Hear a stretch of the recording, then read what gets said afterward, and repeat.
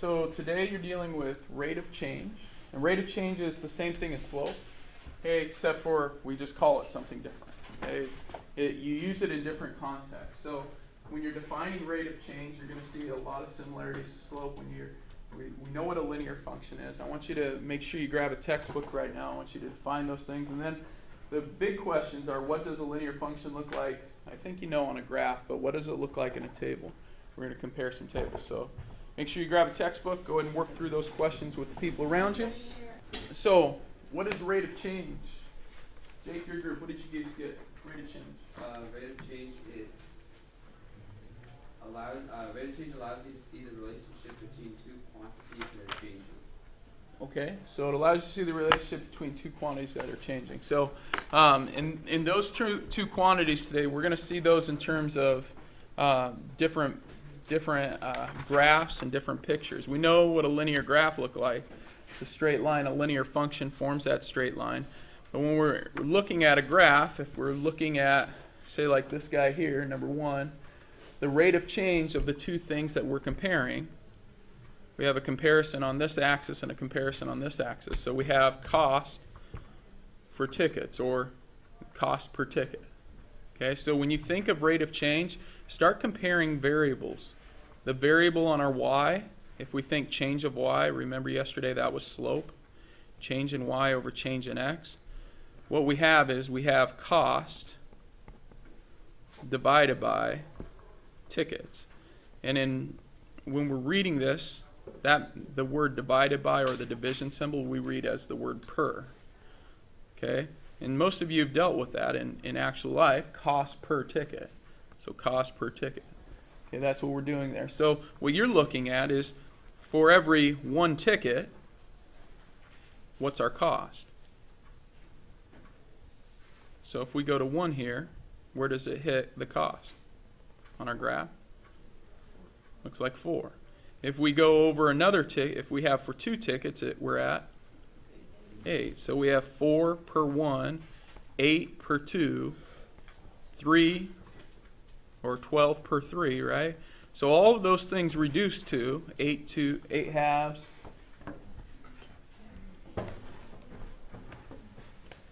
So just like in number 1, where we were saying $4 per 1 ticket, okay? You're finding that slope and putting it in context. Think about your slope here. What's your change in y? What's your change in x? Okay, find that slope and put labels on it. That'll help you to find that rate of change.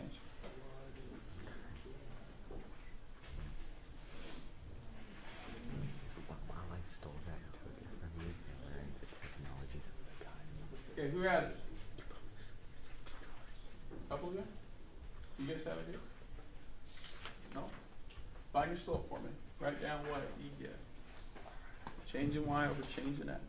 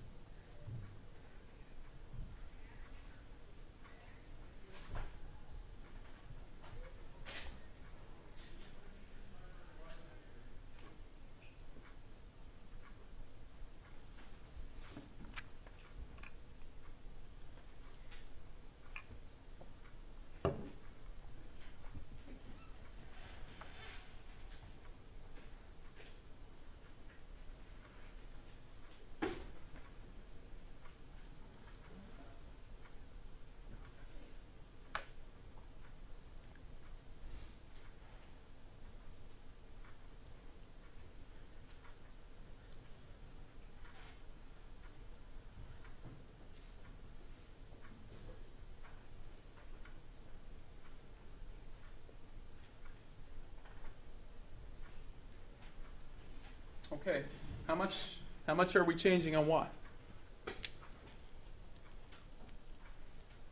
Cool. So you're going down 1. So if I pick any 2 points, so from here to here, I go down 1. And how much do we change in x? Yeah, go over 1. Okay? So it's 1 over 1. So my change in y over change in x is -1. What's the y? What's our label for y? Chelsea? Yeah. So -1 games remaining. I'm just going to write exactly what we have, and then we'll make sense of it. Okay, -1 games remaining. Oh, that's all right. What's our change in x? Thanks, Bobby. What's our variable for x? Or, excuse me, our title? Jaden? Yeah. Per 1 game played. Okay, now talk with your neighbor and make sense of what it's saying there.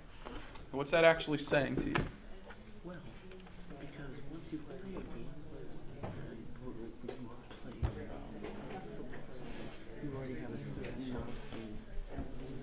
So if you play 3 games, that takes 1 game away from the exact total.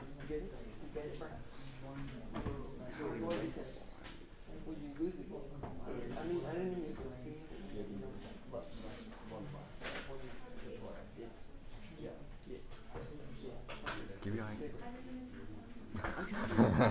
Okay. Can anyone explain it to me? Go ahead, Caden.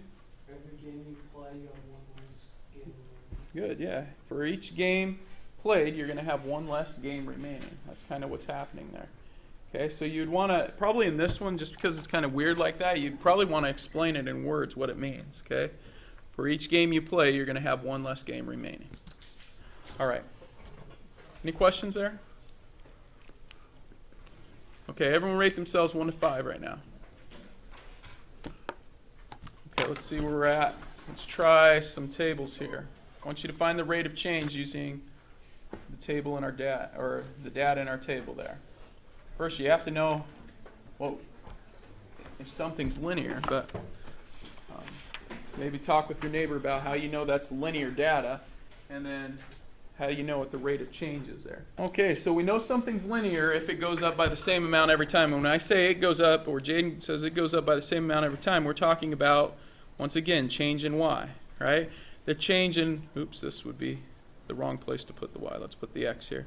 X usually in our tables will come first, and y will come second. So we've got change in x, and we have change in y over here, delta y, delta x. So if this is going up by a constant rate, and this time, every time it's going up 1, and then +1, and then +1, and then +1, right?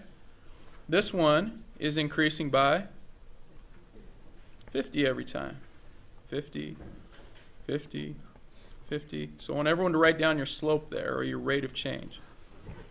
What's going to be your slope, or your rate of change?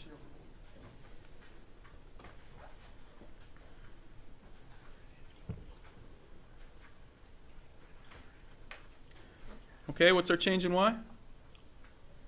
50. What's our change in x? 1. What's the 50? What's the label for 50? Yeah, that's weekly salary, so that's measured in money. What kind of money? Euros? Yeah, dollar. Okay. $50 per what? Per year employed. So it's a $50 weekly salary per year employed. Well, this is going to be a $50. Are they just getting $50 per year? What's happening to their weekly salary every year? Yeah, it's going up. It's a $50 increase in weekly salary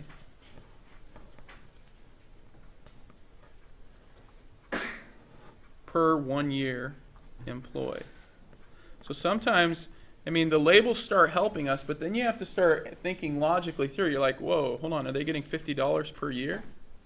That doesn't make sense. If we don't put this stuff, the extra piece on the end here, we just have $50 per 1 year. That's not right. So it's a $50 increase to their weekly salary per 1 year. And then we'd have to graph the data. Okay, well, we're going to work on graphing the data here. So we'll do that here in a minute. While I'm getting you some graph paper to kind of check that out, I want you to take a look at number 7 here. Number 8, and then, Oh, I didn't put a problem by that one. Let's call this one number 99, just because. Yeah, we never get to that far. Is it linear? Yes, no, why not? Go ahead and work with your group. Okay, linear? Who says yes? Who says no? Who says yes? Why is it yes? Jaden? Goes up, so we're going +1, +1, and +1. So change in x is 1. Change in y? -2, -2, and -2. Yeah, look, 1 over 2, or excuse me, -2 over 1, -2 over 1, -2 over 1. Our slope, -2 over 1. That's our rate. Yeah, man, so this is linear. Okay? How about number 8? No? +2. And this is? +5. This one is +2, and this is? +6. That's not good. We could stop right there, right? Because 5 halves isn't the same as 6 halves. Right? If we were to compare those, 5 halves, that doesn't equal 6 halves. That right there is why it's not linear. Okay? The change in y doesn't, over change in x, does not stay constant the whole time. Okay? How about number 99? Favorite number. Going up by 1. Going up by 3. So change in y over change in x here is 3 over 1. Okay? Going up by 2. Going up by 6. Change in y over change in x. 6 halves, which equals 3 over 1. Are we good so far? Yeah. Going up by 3. Going up by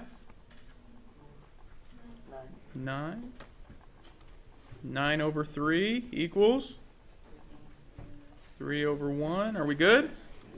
Yep. How many of you said that one was linear? How many got a little tricked on it? Not trying to trick. Well, it was kind of trying to trick you, but I want you to be able to compare those slopes. Okay. All right. Hey, let's drop back to this one real quick. I want you to graph this number 4. Okay. And we have about 3 minutes to work with, because after 3 minutes, I want us to be working on our assignment. So, graph it, plot your points, make an appropriate scale. You definitely need x, y axis. Everything happens in quadrant 1 though, so we can definitely limit it to quadrant 1. All right, go for it. Check it out. Here's what we've got. I won't say whose this is. Okay, I might say. We'll wait till the very end, see if they want me to say. Okay, I appreciate her letting me use it though. All right, 1 500, good. 2 550, 3, good. Looks like our points are plotted correctly. Probably want to put a break in our graph here, just because we're jumping from 0 to 500 and then start going up by 50s. Okay. Probably want to put a title here, and this title would be weekly salary, right? And that's in dollars. Okay. Probably want to put a title here, which is years employed. Okay. And up here, an overall title relating the two. Remember what we had here? Increase in weekly salary over years employed. That's usually a pretty good title for your graph. Okay. Is it okay that I write on yours? Yeah. Oh, good thing. Whew. If you say no, well,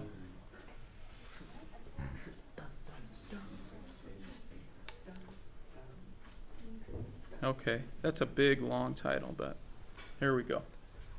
All right. Now, a good question came up by Mackenzie back there. She said, well, what happens at 0? So, like, where does it cross at 0? And good question. At 0, if you have 0 years employed, are you going to get an increase in your salary? No. So 0 would be 0. The other thing is this is discrete data. Anyone know what discrete data is? How many of you have a line drawn here? Okay. Discrete data says that things only happen at certain times. Okay? There are specific places. So notice these points. Those points are when I actually get my increase. If I work for 2.5 years, will I get a $25 increase? No. These increases happen on the yearly level. Therefore, the line in between shouldn't be there. It's kind of weird. You should just have dots.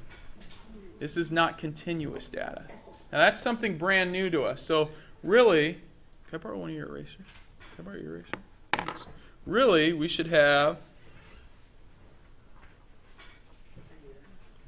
that guy right there. Looks like that. Okay. Who knew that? Ryan knew it? It's like a Bronco fan. They know it all, man. But what if they got fired?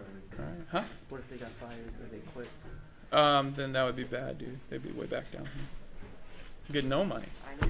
All right. Any questions there? Can I say whose it is? We already know. Oh, okay. Jaden, thank you for letting us use it. Well done.